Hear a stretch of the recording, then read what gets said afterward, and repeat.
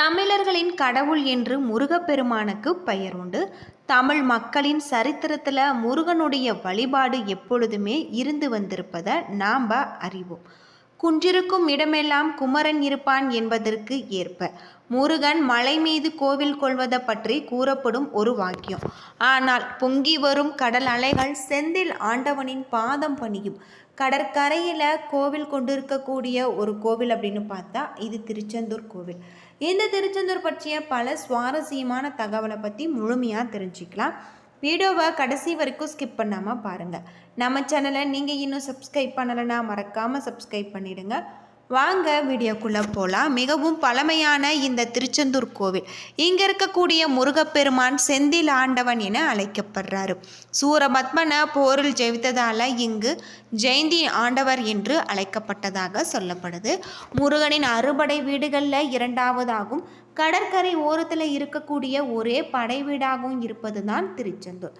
கந்த புராணத்தின்படி காசியப்ப சிவாச்சாரியார்கள் தேவர்கள் மனிதர்கள் மற்றும் அனைத்தையும் காக்க அசுரர்களை அழிக்க ஐப்பசி மாத வளர்ப்பிறையில் 6 நாட்கள் யாகம் வளர்த்து கும்பத்தில் முருகப்பெருமான எழுந்தருளை செய்து சிவாச்சாரியாரும் மற்றவர்களும் முருகனுக்கு சஷ்டி நோன்பு இருந்திருக்காங்க.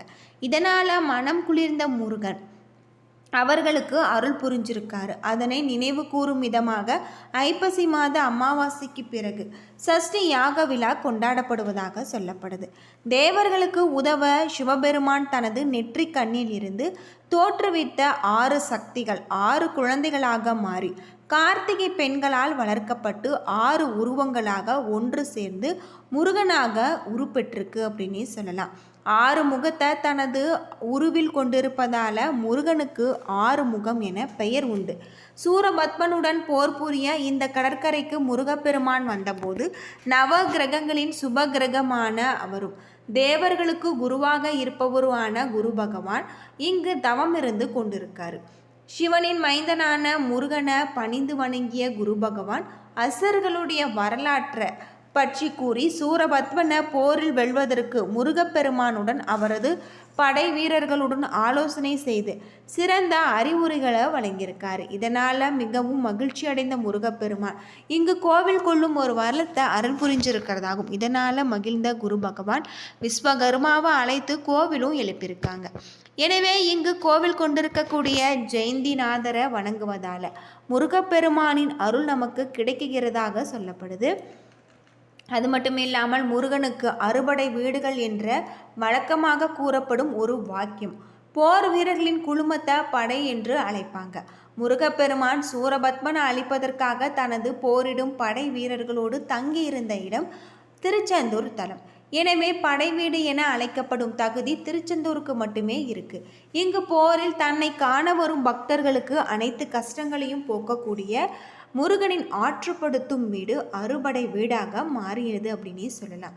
சூரபத்மனை ஐப்பசி மாத சஷ்டி தினத்தில் முருகப்பெருமான் வதம் செய்ததால் கந்த சஷ்டி விழா ஐப்பசி மாதம் வெகு சிறப்பான முறையில் கொண்டாடப்படுவதாக சொல்லப்படுது. கந்த சஷ்டி விழாவின் பொழுது மக்களின் நன்மைக்காக சஷ்டி யாகம் கொண்டாடப்படுது. 6 நாட்கள் நடக்கக்கூடிய இந்த கந்த சஷ்டி விழாவுக்கான லட்சக்கணக்கில் பக்தர்கள் திருச்செந்தூர் கோவில் மற்றும் கடற்கரை பகுதியில் கூடுவாங்க. இங்கு கோவில் கொண்டிருக்கக்கூடிய செந்தில் ஆண்டவர் நவ கிரகங்களின் குரு பகவானின் சாராம்சத்தை கொண்டவராக இருக்கார். எனவே இந்த ஜாதகத்தில் குரு பகவான் அருளை பெற்று அவரது திசை காலத்தில் சிறந்த நன்மைகளை பெற பக்தர்கள் பெருமளவில் இங்கு வந்து வழிபடுறாங்க. திருச்செந்தூர் கோவிலில் குரு பரிகார தலமாக இருக்கிறதாகும். அரசியலில் பல வெற்றிகளையும் உயர் பதவிகளையும் பெற விரும்புவர்கள் இந்த கோவிலுக்கு வந்து முருகப்பெருமானுக்கு அபிஷேகம் செய்து வணங்க வேண்டும். முருகப்பெருமான் அசுரர்களை வதம் செய்வதர் என்பதால் தீய ஆவிகளுடைய பாதிப்பு கொண்டவர்கள் பில்லி சூனியம் போன்றவற்றால் பாதிக்கப்பட்டவர்களுக்கு இங்கு கோவில் கொண்டு சென்று வழிபடலாம். அது மட்டும் இல்லாமல் குழந்தை பேரில்லாமல் தவிப்பவர்கள் திருச்செந்தூர் முருகப்பெருமானுக்கு அபிஷேகம் செய்து கோவிலை வலம் வந்து வழிபட வேண்டும் என்பது நம்மை பெற செய்வதாக சொல்லப்படுது. அனைத்து கோவில்களிலுமே உற்சவர் ஒன்றுதான். ஆனால் இந்த திருச்செந்தூர் கோவிலில் சண்முக ஜெயந்திநாதர் குமரவிடங்கர் அலைவாய் பெருமாள் என்று 4 உற்சவர்கள் இருக்காங்க. திருச்செந்தூர் முருகனுக்கு தினமுமே 9 கால பூஜைகள் நடக்கிறதாகும். அந்த பூஜையின் போது சிறுபருப்பு பொங்கல், அப்பம், கஞ்சி, தோசை, நெய் சாதம், ஊறுகாய் கலந்த பொரி, அதிரசம், தேன் குழல், வெல்லம் கலந்த உருண்டை ஆகியவை நிவேதியமாக படைக்கப்படுவதாக சொல்லப்படுது. பல்வேறு சிறப்புகளை கொண்டிருக்கக்கூடிய வகையில் தான் இந்த கோவில் அமைஞ்சிருக்கு அப்படின்னே சொல்லலாம். இங்கு முருகப்பெருமானை நாம் வழிபடுவதன் மூலம் நம்முடைய வாழ்க்கையில் நல்ல ஒரு மாற்றம் ஏற்படும். அறுபடை வீடுகளில் 2வது படை வீடாக இருக்கக்கூடிய திருச்செந்தூர் பல்வேறு சிறப்புகளை கொண்டிருக்கக்கூடிய வகையில் அமைஞ்சிருக்கு. தூத்துக்குடி மாவட்டத்தில் மன்னார் வளைகுடா பகுதியில் இந்த கோவில் இருக்குது. 600 கிலோமீட்டர் தொலைவில் இருக்கக்கூடியதாகும். சங்க இலக்கியங்களிலும் சிலப்பதிகாரத்திலும் குறிப்பிடப்பட்டுள்ள இந்த கோவில் 2000-3000 ஆண்டுகள் வரை பழமை கொண்டதாக கருதப்படுது.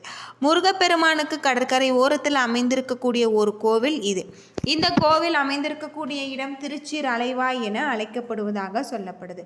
தேவர்கள் தங்களை தொந்தரவு செய்த சூரபத்மனை அழிக்கும்படி சிவபெருமானிடம் முறையிட்டிருக்காங்க.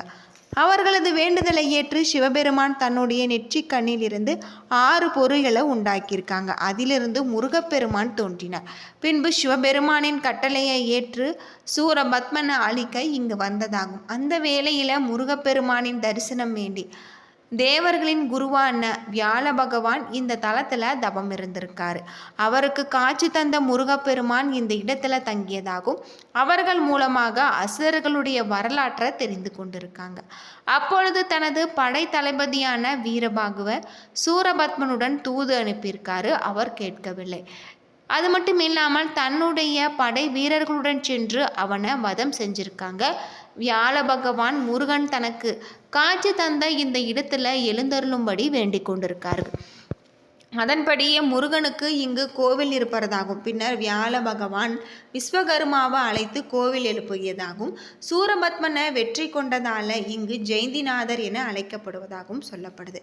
பிற்காலத்தில் இங்கு இந்த பெயரே செந்திநாதர் என மாறியிருக்கு.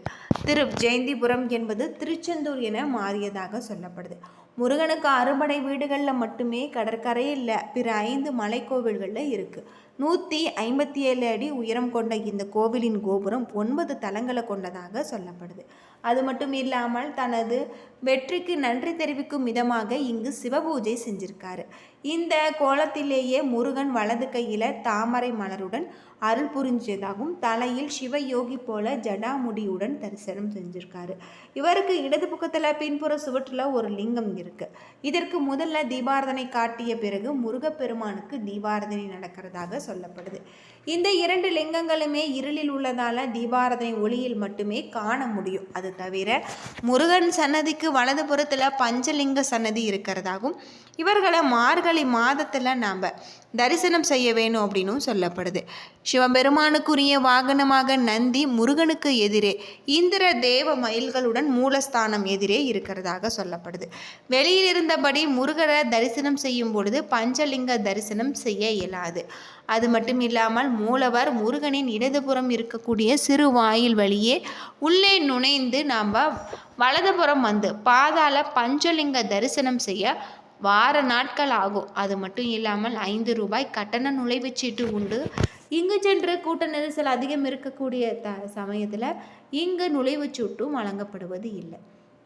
முருகனுடைய சன்னதிக்கு மேற்கு திசையில் ராஜகோபுரம் இருக்குது. முருகப்பெருமான் இந்த தலத்தில் கடலை பார்த்தபடி கிழக்கு நோக்கி காட்சி தருவதாக சொல்லப்படுது. இந்த கோவிலில் கந்தசஷ்டி விழாவில் முருகப்பெருமான் கல்யாணத்தின் போது நள்ளிரவில் ஒரு நாள் மட்டுமே இந்த வாசல் திறக்கப்படும் அப்படின்னும் சொல்லப்படுது. இந்த வேளையில் பக்தர்கள் உள்ளே செல்ல அனுமதி கிடையாது. என்ன நண்பர்களே, இந்த வீடியோ உங்களுக்கு பயனுள்ள ஒரு தகவலை தந்திருக்குன்னு நினைக்கிறேன். வீடியோ பிடிச்சிருந்தா லைக் பண்ணுங்கள், ஷேர் பண்ணுங்கள், கமெண்ட் பண்ணுங்கள். நம்ம சேனலை சப்ஸ்கிரைப் பண்ணலைன்னா மறக்காமல் சப்ஸ்கிரைப் பண்ணிவிடுங்க. நன்றி நண்பர்களே.